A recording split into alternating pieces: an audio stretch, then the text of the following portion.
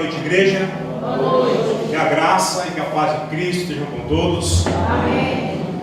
Meus irmãos, essa semana que passou, na quarta-feira, nós tivemos um culto muito abençoado, onde nós aprendemos bastante acerca de assuntos que muitos crentes têm muitas dúvidas. Eu gostaria de dar uma aprofundada um pouco mais nisso do que nós vimos na quarta-feira. Por isso eu convido você a abrir sua Bíblia lá em 1 Coríntios capítulo 10.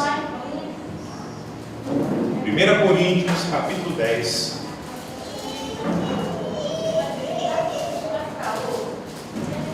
Dos versos 23 até o verso de número 30.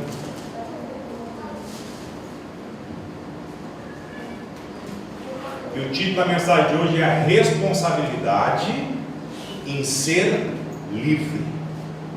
1 Coríntios capítulo 10, dos versos 23 ao 30. Diz assim a palavra de Deus: todas as coisas são permitidas, mas nem todas são proveitosas. Todas as coisas são permitidas, mas nem todas são edificantes. Ninguém busque seu próprio bem, e sim o dos outros. Comei de tudo quanto se vende no mercado, sem nada perguntar por causa da consciência, pois do Senhor é a terra e a sua plenitude. Se portanto algum incrédulo vos convidar e quiser dizer: comei de tudo que vos for oferecido, sem nada perguntar, por motivo de consciência.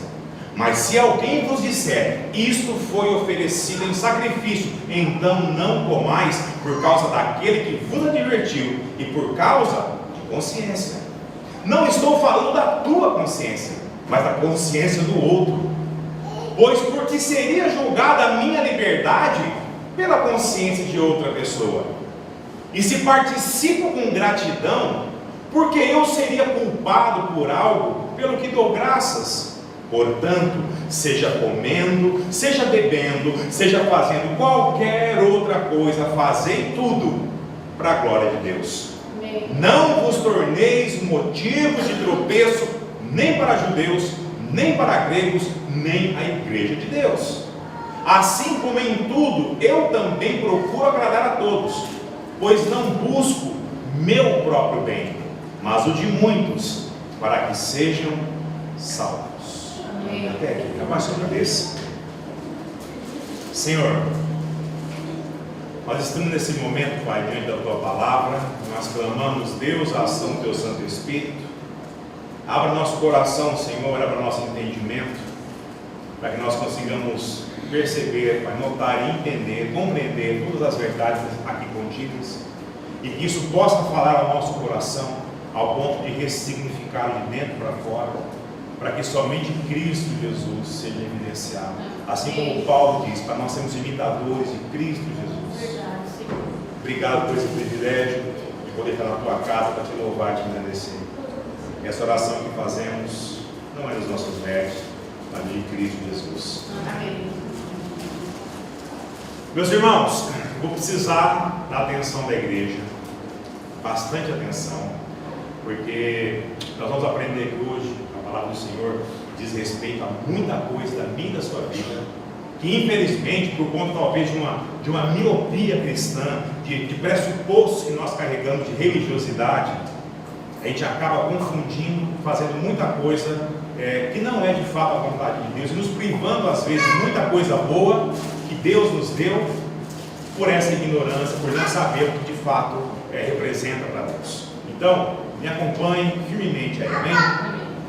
Meus irmãos, o apóstolo Paulo, quando ele escreve o capítulo 10 da sua carta à igreja de Corinto, lá no início do capítulo, ele trata de assuntos que são extremamente relevantes para a boa vida cristã daquela igreja, da igreja de Corinto. Paulo vai usar de toda a sua inteligência, todo o seu amor, benignidade, paciência, mas também de firmeza, inspirado pelo Espírito Santo do Senhor, para corrigir a rota comportamental daquela igreja, da igreja de Corinto, que causava o quê? Dissensão, separação, rachaduras naquela comunidade de fé lá do passado. Ele adverte os crentes daquela igreja não fazer como os judeus do passado, os antepassados fizeram, de colocar Deus à prova, através do que? Da desobediência, da má conduta moral, da pecaminosidade do dia a dia. Paulo inicia o capítulo 10 lembrando que os crentes de Corinto, sobre a história, sobre a idolatria que havia tomado conta de muitos do passado. E eles, mesmo estando diante da presença física, da presença perceptível de Deus, como no episódio do Êxodo, do Egito, por exemplo, onde, apesar de virem toda a grandiosidade do poder de Deus, eles não só desobedeciam, como desafiavam o Senhor, insistindo num comportamento reprovável, idólatra. E, meus irmãos, isso custou caro. Há muitos desses antepassados foram engolidos pelo próprio deserto, tendo seus corpos deixados ao longo de toda a travessia para a terra prometida. Em um só dia, Deus fez cair em desgraça cerca de 23 mil pessoas do povo dele por causa disso. Paulo está exortando a igreja de Corinto que aquilo ficou como advertência, pois agora que eles estavam debaixo da graça de Cristo, não mais da lei de Moisés, eles possuíam uma liberdade jamais experimentada por qualquer servo, mas que isso também trazia sobre todo aquele que cresce uma responsabilidade para com aquele que crê e também com os demais membros do corpo de Cristo, que compõe o quê? Uma família só.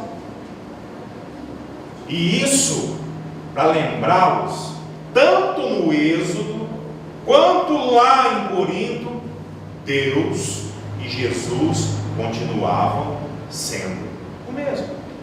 E Paulo diz para eles se cuidarem, para permanecerem firmes em Cristo, para que aquele que pensar estar de pé, para que ele não caia, pois as tentações que viessem a eles poderiam suportá-las em Cristo Jesus. E o contexto aqui que Paulo exorta aquela igreja no capítulo 10 é sobre o cuidado que o crente tem que ter em relação à idolatria. Paulo exorta a igreja de Corinto, e também eu e você, nos dias de hoje, a como nós devemos nos portar em relação a tudo que nós fazemos, analisando tudo sobre a ótica da Bíblia, das Escrituras, para que nós não sejamos considerados idólatras por Deus. E Paulo vai iniciar o verso 23 nos lembrando da liberdade maravilhosa que nós temos em Cristo Jesus, que não estamos mais sob o jugo da lei de Moisés, mas que isso não significa que nós não temos responsabilidades morais, éticas, como havia na lei. Não, somos libertos do pecado e do jugo da lei em Cristo Jesus, mas para viver uma vida santa que agrada a Deus, sabendo julgar o que nós podemos ou não podemos fazer. E Paulo inicia dizendo que em Cristo nós somos libertos e não libertinos. Diferença muito grande. Leia comigo o verso 23. Mantenha sua Bíblia aberta, por favor. Não feche ela e veremos ponto a ponto aí, amém? Verso 23. Todas as coisas são permitidas, mas nem todas são proveitosas. Todas as coisas são permitidas, mas nem todas são edificantes. Meus irmãos, o que Paulo aqui acaba de dizer era, na verdade, um lema para a própria cidade de Corinto. Paulo já havia citado esse lema anteriormente, lá no capítulo 6, se você ler, você vai ver lá, num contexto do que? De imoralidade sexual. Mas agora Paulo vai usar esse mesmo lema de Corinto para falar sobre a carne que era vendida no mercado. E vamos entender isso aqui logo mais à frente aqui. Então, qual que é o foco de Paulo aqui? Ele se dirigia aos cristãos judeus lá de Corinto, mas também aplicava-se aos gentios, aos que não eram judeus, os novos convertidos em Cristo que não eram judeus. Meus irmãos, aqui engloba eu e você, amém? Eu e você.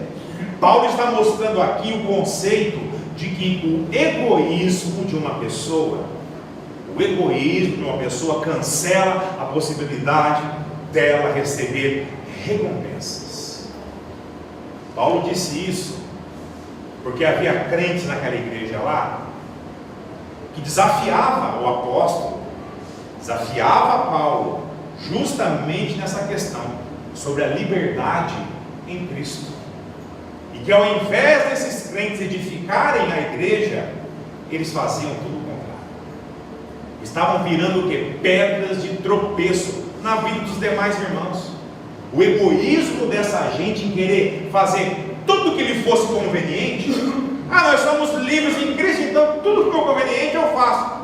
Estava levando o entendimento errado dos demais sobre a liberdade que nós temos em Cristo. Fazer com que as outras pessoas, as mais fracas na fé, em início de jornada, início de caminhada, elas pecassem contra Deus. Paulo usa uma expressão daquela própria gente para dizer que a coisa não era bem do jeito que eles estavam pensando, não. E logo a seguir, no verso 23, ele repete o lema mais uma vez, agora usando duas palavras bem diferentes: permitidas e edificantes. Vai ficar no texto aí. E o verbo edificar que Paulo usa aqui, na forma negativa, ok? Nem todas são o que? Edificantes, é o que Paulo diz. Diz respeito ao outro, a outra pessoa.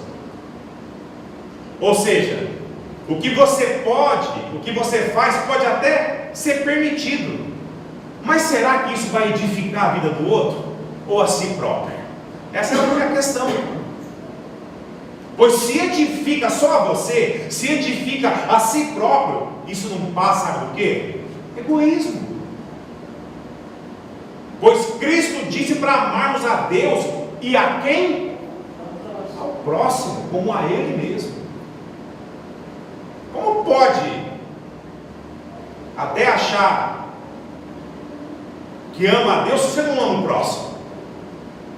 Se você não ama o próximo, a palavra é clara, você não está amando a Deus. Quem ama de verdade o próximo, edifica a vida dele, não só a sua. Não existe crente em Cristo Jesus egoísta. Amém, irmãos? Amém. Mas isso não estava sendo posto em prática com aqueles novos crentes na cidade de Corinto. E isso fica evidente quando Paulo escreve o verso 24. Lê comigo, acompanha comigo aí. Ninguém busque seu próprio bem, e sim o dos outros. Meus irmãos, vamos lá. Vamos ser sinceros. É mais fácil para mim e para você buscar o interesse dos outros ou nosso, ou seu? Diz para mim. É óbvio que é os nossos. Geralmente nós buscamos o interesse do outro quando nós também seremos beneficiados. Aí uma coisa muda, né? Ou quando somos obrigados a buscar. E o que Paulo está dizendo é que quando a gente busca só os nossos interesses, nós recebemos a paga pelo esforço em benefício quê? Próprio. Mas deixamos de ser agraciados por recompensas mas muito maiores da parte de Deus. Deixa eu dar um exemplo. Certa vez eu conheci um casal, já com longevidade de relacionamento, e que um deles deu mancada, mas pisou feio no tomate. Assim, pisou drasticamente na bola do outro. E a pessoa que errou, por que ela errou? Ela estava alegre, sabe? distância de Deus. E a que foi prejudicada, ela servia a Deus, ela era firme com Deus. E a pessoa que errou, ela buscando o que? O interesse próprio dela. Lógico, buscando interesse. Longe de Deus, a pessoa fica egoísta. Nós somos egoístas. Perto de Deus, nós somos controlados por Cristo. Mas longe de Deus, não. Ela buscando o seu próprio interesse, que ela fez? Ela magoou, ela feriu, ela maltratou outra pessoa, ao ponto dela não querer mais continuar o relacionamento com essa pessoa. E com a sensação de perda da pessoa que errou, somada ao quê? Uma vergonha, que foi pego, né? A decepção que causou a todo mundo. Ele disse a ela que agora ele faria tudo, mas tudo o que fosse possível para reaver o que? A confiança, reaver tudo aquilo que havia perdido com a outra pessoa. Mas na verdade, ele ainda estava pensando o quê? No seu interesse próprio. Olha o coração humano como é que é. Em voltar o quê? A ficar bem, na fita, com todo mundo. Sabe, reconquistar o amor da esposa dele.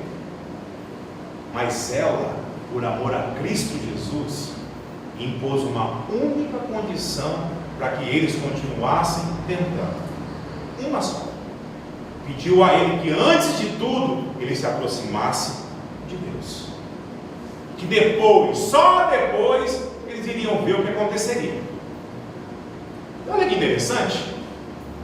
Aquele que pisou no tomate, visivelmente está contra a vontade dele, mas se sentindo no quê? Na obrigação de procurar a Deus, né? Tá bom, vamos lá, frequentar uma igreja, pois havia nele o quê? O interesse próprio, todo o interesse do que? Da reconquista de novo. Ele assim o fez, né? E Deus, ele foi tão maravilhoso, mas tão maravilhoso, com aquela pessoa que havia sido prejudicada, ofendida, desonrada, que mudou mesmo o caráter dele, ao ponto dessa pessoa amar muito mais a Deus do que a própria esposa. Amar a Deus acima de tudo, acima do que ele sentia por ela. E olha como o benefício foi mútuo. Os dois foram recompensados muito mais do que eles esperavam receber de Deus. Hoje, pela graça do Senhor, eles estão muito felizes. Formam uma família linda, firmados em Cristo Jesus. É isso que Paulo está falando aqui. Quando a gente se importa com o outro mais do que a nós mesmos, Deus recompensa muito, mas muito mais do que você desejamos, e muito mais do que a gente merece. Amém? Mas aqueles irmãos lá de Corinto, eles não iam lá muito bem nesse aspecto, não. E agora pode até parecer que Paulo vai mudar o assunto que ele vinha tratando, assim, abruptamente, sabe? Pode até parecer que o assunto está desconecto do que ele vinha falando, mas na verdade está muito, mas muito bem ligado. Lê comigo os versos 25, 26 e 27. Comei de tudo quanto se vende no mercado, sem nada perguntar por causa da consciência, pois do Senhor é a terra e a sua plenitude. Se portanto algum incrédulo vos convidar e quiseres ir, comei de tudo que vos for servido, sem nada perguntar, por motivo de consciência. Meus irmãos, Paulo aqui ele vem falando sobre não ser pedra de tropeço na vida do seu irmão. E de repente ele começa a falar sobre comer tudo o que se vende no mercado. Você fala, mas como assim? Paulo estava doido quando escreveu isso aqui? Meus irmãos, para a gente entender o raciocínio do apóstolo aqui, nós temos que voltar lá no capítulo 8. Na quarta-feira nós fizemos isso, e foi uma bênção, uma maravilha. Voltar lá no capítulo 8, os versos de 9 a 13. Vamos lá, marca aí o capítulo 10, para você não se perder, e volte um pouquinho só. no capítulo 8, dos versos 9 até o verso número 13. Vamos lá, rapidinho. Olha o que Paulo diz lá. Capítulo 8, dos versos 9 ao 13. Mas cuidado, para que essa vossa liberdade não se torne motivo de tropeço para os fracos. Porque se alguém vir a ti, que tens conhecimento, comendo à mesa no templo de ídolos, não será ele incentivado, por ter a consciência fraca, a comer da carne sacrificada aos ídolos? Assim, o fraco, teu irmão, porque em Cristo morreu, ele vai ser destruído pelo teu conhecimento, pecando dessa forma contra os irmãos e ferindo-lhe a consciência fraca, pecais contra Cristo. É por isso que, se a comida fizer o meu irmão tropeçar, nunca mais comerei carne, para não lhe servir de tropeço. Perceberam? O assunto não está desconecto, não. Paulo está dando continuidade. Meus irmãos, o mercado lá da cidade de Corinto era conhecido como Maquelon, era o nome do lugar. E ali os rabinos, os mestres da lei da comunidade judaica lá de Corinto permitiam que o povo judeu comprasse carne no mercado, desde que essa carne não tivesse sido sacrificada aos ídolos, nos templos pagãos daquela cidade, que havia muitos. O dono da loja de carne, ou seja, do açougue, que a gente conhece hoje, tinha que declarar que não mantinha nenhuma carne de sacrifício do templo para vender ali. Essa lei imperava entre os judeus de fé judaica e também sobre os judeus novos convertidos em Cristo. Mas, e quanto aos novos convertidos não judeus, os gentios lá de Corinto, eles não viam nenhum problema, porque eles não eram judeus, pois eles sempre consumiam aquela carne vendida ali, seja ela sacrificada a ídolos ou não, para eles pouco importava. E aqui, irmãos, Paulo vai colocar essa situação em dois contextos. Vou pedir para você agora prestar muita atenção, porque eu vou falar muito a respeito disso, só que eu vou usar só a palavra para não precisar repetir a frase toda, amém? Preste muita atenção. Os dois contextos, um é o amoral, e o outro imoral. Amoral, você sabe o que significa amoral e imoral? Vamos lá. Amoral, presta atenção que eu vou falar isso ao longo do decorrer aqui. Amoral é quando a pessoa, de forma involuntária, por ignorância, por não saber, faz algo que não é muito legal de se fazer. Isso é uma coisa amoral, amém?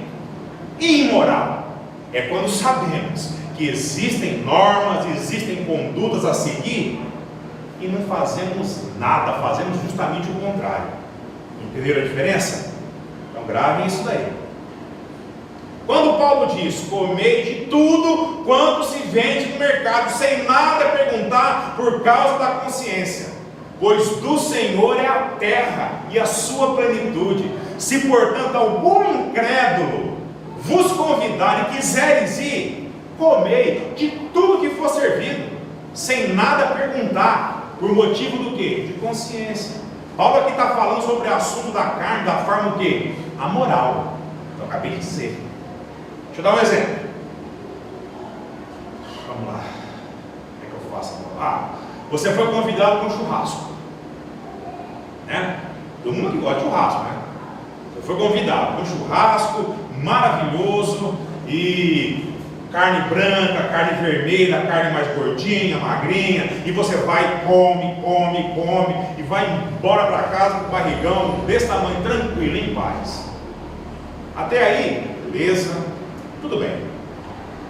Pois uma carne boa num churrasco, quem que resiste? Não tem quem resiste. Deus, quando ordenou, olha, Deus quando ordenou o sacrifício de animais no templo, exigia o sangue, que era o símbolo máximo da vida, mas disse para que a carne fosse queimada, para que o seu aroma agradável subisse aos céus. Quando você está lá com a picanha, a gordurinha, você faz assim, você fala, a boca enche d'água, não é? Meus irmãos, Deus sabe das coisas. Deus sabe das coisas. E o que sobrasse era para servir os levitas no templo, que eram encarregados de servir no templo. Irmão, levita não é quem toca no louvor não, tá? Levita é quem era sacerdote no templo. Era para servir eles, o restante que sobrava. Então, tudo que Deus criou é bom. Amém? Agora, você quer ver passar de amoral para imoral num piscar de olhos? Imagina você no churrascão lá, novamente, comendo, enchendo a pança. Aí você resolve perguntar, essa carne aqui, o que ela é? É picanha? É de boi? A pessoa fala, não, é de bode. Nós pegamos fresquinha. Olha aquela encruzilhada lá em cima? Tinha um despacho lá que acabaram de fazer. Pegamos lá. E essa carne aqui, branquinha, é frango? É caipira da granja? O que é? A pessoa, cara, não sei, estava junto com o poste da encruzilhada, nós pegamos tudo e trouxemos para cá. Qual seria a sua reação ao ter consciência disso? Meus irmãos, é o que Paulo está dizendo. Se você come a carne do bode, se você come a carne de frango sem saber de onde veio, você comerá sem peso algum na consciência. Isso é amoral. Amoral. Agora passa a ser imoral quando você descobre de onde essa carne veio, do que foi feito dela, qual foi o propósito dela, e vai lá e fecha os olhos e manda ver. A carne em si mesma não vai fazer mal algum, mesmo sendo oferecida aos deuses. Não vai fazer mal nenhum. Ela vindo do mercado ou vindo da encruzilhada, se ela estiver boa, a gente assaria, comeria sem problema algum. Mas agora, sabendo de onde a carne veio, nós devemos ficar tranquilos com a nossa consciência? É óbvio que não. E por quê? Verso 28. Leia aí. Volta lá no 10. Mas se alguém vos disser, isto foi oferecido em sacrifício, então não comais por causa daquele que vos advertiu. Quem vos advertiu? Deus. E por motivo do quê? De consciência, não é? Mas consciência de quem Paulo está falando? Da pessoa ou do outro? Do outro. Para escandalizar o outro. Mas e para os crentes de Corinto que não eram judeus, que não tinham proibição alguma pela lei de Moisés, dos rabinos, jamais comeriam essa carne de forma imoral. Pois para eles aquilo era o quê? Era normal. Não ia ser imoral nunca. Não vejo por que moralidade disso. Sempre comia essa carne. Para eles era comum. E diga-se de passagem, as carnes oferecidas a deuses, aqueles rituais do passado, meus irmãos, eram de primeira linha, primeira qualidade. Assim como o nosso Deus exigia, né, um cordeiro, um novilho perfeito, sem mácula alguma, sem defeito algum, assim também era feito nos tempos pagãos. Eles podiam comer a melhor carne de primeira qualidade. E detalhe, pagando menos ainda, pois vinha da onde? Dos templos. Eles não iam comer? É lógico que ia. E com o pensamento egoísta, podiam dizer, o problema está com o crente judeu, e não com a gente. Meus irmãos, esse era o problema que Paulo estava exortando quando escreve o capítulo 10. Leia comigo os versos 29 e 30, acompanha comigo aí. Não estou falando da tua consciência, mas da consciência do outro, pois por que seria julgada a minha liberdade pela consciência de outra pessoa? E se participo com gratidão, por que eu seria culpado por algo pelo que eu dei graças? Meus irmãos, Paulo continua apelando para a consciência mútua entre os crentes de Corinto, seja gentil, seja judeu. E aqui ele está dizendo para os crentes gentios, naturais da cidade de Corinto, para não se importar com o outro. Pois o que é amoral para uma pessoa gentia é imoral para um judeu. E é isso que causava o problema entre eles. O que era imoral para um, era moral para o outro. Para um judeu, era imoral, pois ele sabia que Deus não aprovava comer carne oferecida a ídolos. Aí ele se tornava uma pedra de tropeço para quem? Para o crente gentil, que era julgado por comer aquela carne, muitas vezes sem saber sobre o que isso representava para o próprio judeu, o que dirá para Deus. Ele estava inocente disso. Paulo diz: vocês fazem conforme a consciência de vocês, sem se importar com a consciência dos outros, e pensam e agem bem tranquilo, pois a consciência dos outros não tem nada a ver com a sua liberdade. E de forma amoral, seja gentios ou judeus, se damos graças a Deus pela carne que compramos no mercado, que culpa nós vamos ter, irmãos? Que culpa? Fizemos o que Deus esperava de nós, e somos gratos a Ele por isso. Agora, pela consciência imoral, seja gentil, seja judeu, sabendo que a carne era proveniente de sacrifício a outros deuses, não coma. A carne em si não vai te fazer mal nenhum, mas ela pode escandalizar o teu irmão. Mas o fato é que eles não estavam, nem aí com a consciência do outro. O judeu, cristão fraco na fé, o novo na fé, vendo o gentil cristão comendo a carne do sacrifício, ele poderia o quê? Ser influenciado a também fazer o mesmo. Para o gentil era normal, mas para o judeu não. Mas o judeu poderia passar a achar que era normal, e mesmo sabendo que Deus não aprova, ele poderia comer aquilo. Para o judeu que achava imoral, independente da consciência do gentil, do outro, se sabia ou não que a carne era sacrificada a ídolos, o que ia fazer? Ia julgar ele, ia olhar para ele e ia meter o dedo na cara. Olha o rolo que estava isso aqui. E tudo isso porque ambos os lados fazendo parte do mesmo corpo de Cristo. É como se, aqui essa linha do meio, um lado de cá pensando de um jeito, um lado de cá pensando do outro, e o pau quebrando. Meus irmãos, no popular aí, que treta que Paulo estava tratando aqui. Mas Paulo agora vai usar de toda a sua inteligência, inspirado por Deus. Paulo é impressionante, inspirado por Deus, para apaziguar a situação. Eles eram irmãos em Cristo. Leia comigo os versos 31, 32 e 33. Olha como Paulo é. Portanto, gentios e judeus, crentes, novos convertidos e mais velhos na fé, portanto, seja comendo, seja bebendo, seja fazendo qualquer outra coisa, fazei tudo para a glória de Deus.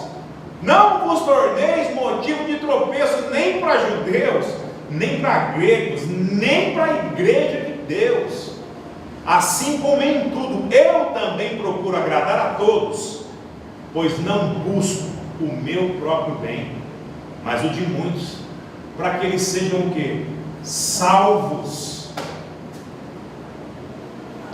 Meus irmãos, Paulo está concluindo seu pensamento aqui, dizendo para aqueles irmãos lá: parem de agir como se o outro não tivesse importância nenhuma para você. Vocês fazem parte do mesmo corpo. Seja comendo, seja bebendo, seja amoral, seja imoral, seja gentil, seja judeu, façam tudo para a glória de Deus. Deus sabe se fulano ou ciclano come a carne sem saber ou sabendo. A consciência dele é dele com Deus. Agora, entre vocês não pode haver essas picuinhas, essas contendas, pois isso gera o que? Dissensão, discriminação na vida do outro. Parem com isso.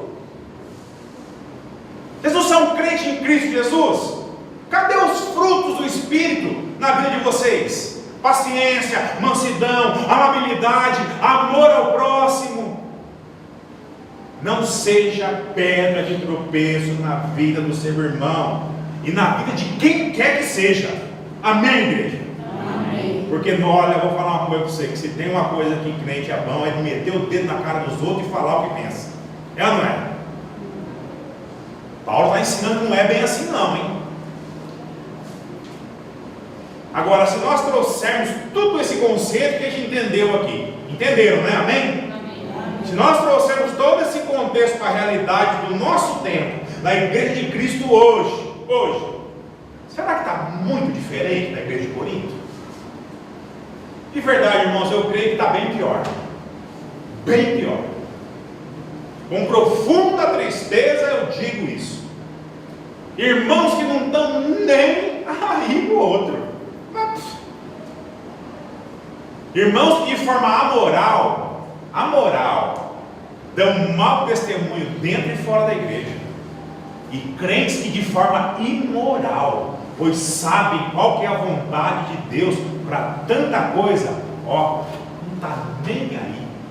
Abra a rede social um pouco, você vai ver os absurdos que acontecem. Se dizem crentes em Cristo Jesus, mas não se preocupam em colocar no lugar do outro. Não conseguem viver o drama, a dor do outro. Não agem em oferecer suporte aos que estão precisando de ajuda. Meus irmãos, Cristo Jesus nos libertou das garras do pecado e da obrigatoriedade da lei de Moisés, para nós vivermos uma vida pautada, mas no caráter de Cristo, e não no interesse próprio meu e seu. O mais interessante para nós, Ele já nos deu, ali, naquela cruz, onde Ele se importou comigo e com você, que vivíamos de forma amoral e de forma imoral, com tantas coisas, é ou não é? Do jeito que a gente estava, afundado na lama, sendo pedra de tropeço na vida de todo mundo, e se degradando a cada dia, envolto em pecado afundando na nossa cabeça. Ele não levou em conta se nós éramos amorais ou imorais, se o que fazíamos ia de encontro com a sua vontade ou não. Ele simplesmente nos amou, e isso apesar de mim e de você, meus irmãos. Amém. De graça, de uma vida amoral, ou até mesmo de uma vida imoral, passamos a ter uma liberdade nunca antes experimentada por ninguém, nenhum de nós, ninguém dos servos do passado. Meu irmão, minha irmã, não julgue seu irmão pela amoralidade ou pela imoralidade dele. Ame ele. Não estou falando para passar a mão na cabeça de quem comete pecado, não. Mas ame o seu irmão como Cristo amou a igreja.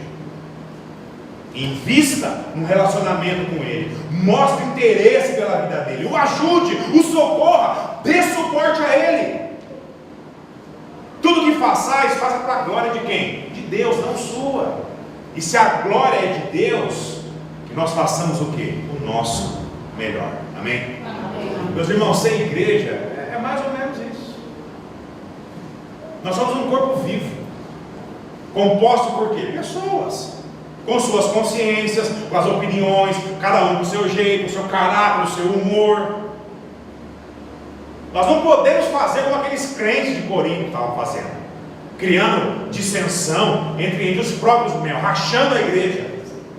Ah, porque fulano ele é amoral, porque Beltrano é imoral. Ah, pastor, vamos lá. Pastor, não, para mim é imoral eu ir numa festa junina, ir lá comer as comidas que eles fazem lá, porque eles adoram lá os santos e tudo mais. Já para o outro, é amoral, pois para ele o santo, pouco importa, ele quer comer aquelas comidas maravilhosas que fazem lá. Se você não quer ir à festa, tudo bem, mas não julgue quem vai, irmão. É aí que está o problema.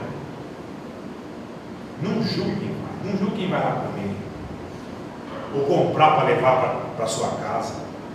Tudo que está lá foi criado por Deus. Todas aquelas delícias lá não fará mal algum a ninguém, só se estiver estragado, né? Mas se estiver bom, não vai fazer mal algum a ninguém.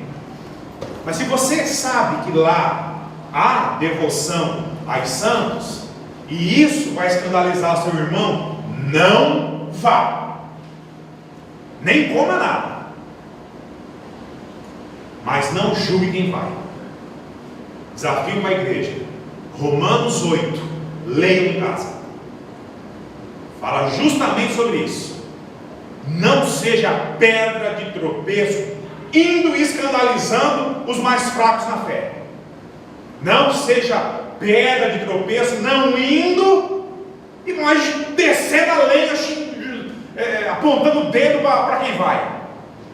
Se for, coma, beba, mas tudo para a glória de Deus, e tão somente a quem? A Ele, pois tudo veio dele, para o meu e para o seu deleite. Amém, irmão?